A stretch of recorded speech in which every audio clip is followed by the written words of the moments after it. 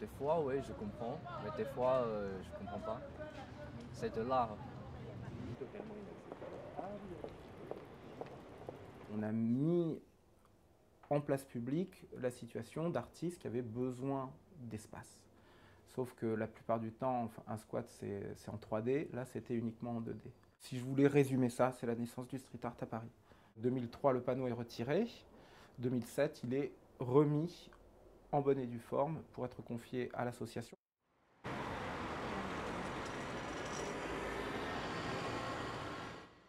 Ça fait de ce spot plutôt une porte d'entrée vers tous les autres 4x3 de la capitale.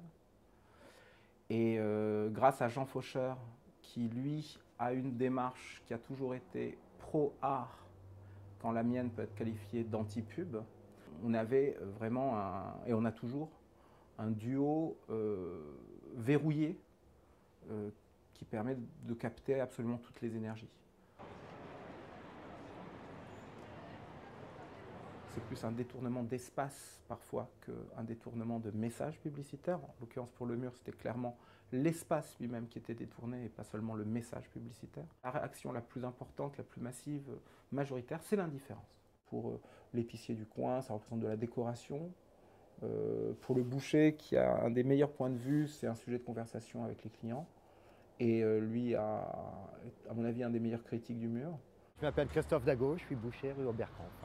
Régulièrement, alors je ne sais pas si c'est tous les 15 jours, tous les 3 semaines ou tous les mois, je n'ai pas fait très attention. Mais il y a un rassemblement, il y a des artistes qui viennent, il y en a qui sont vraiment forts, quoi. Moi je les vois, ils arrivent avec leur échelle et tout à main levée, comme ça ils te font des trucs. Au début tu te dis tiens, qu'est-ce que ça va être? Et puis le soir quand tu t'en vas, tu regardes et tu dis waouh, les mecs ils sont tout simplement balèzes, quoi. Le street art est né après le street marketing.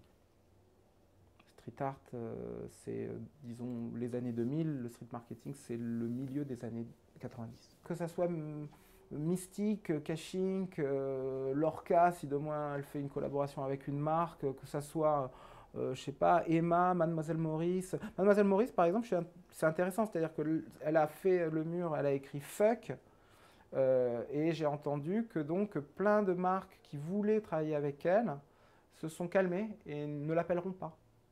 C'est-à-dire que c'est ça l'enjeu. C'est-à-dire que Caching, je sais qu'elle ne déviera pas d'un radiant d'arc parce que à côté elle gagne du fric.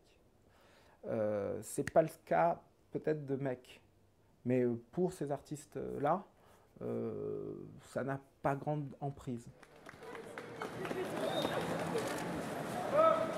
C'est une très bonne initiative selon moi parce que déjà j'adore l'art, le street art donc, en particulier. Donc c'est vrai que quand je passe ici et que je vois il y a un nouveau mur, je le prends en photo, je le balance sur Instagram et compagnie, donc c'est vraiment quelque chose qui me plaît.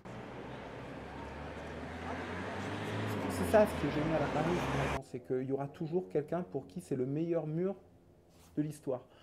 À chaque fois qu'on fait un truc où quelqu'un du groupe, du bureau doute, on aura un mail de quelqu'un qui va nous annoncer c'est le meilleur mur. Je pense qu'on ne peut pas s'improviser à s'attaquer à ce mur. Si on ne sait pas... ouais, c'est un métier, je pense.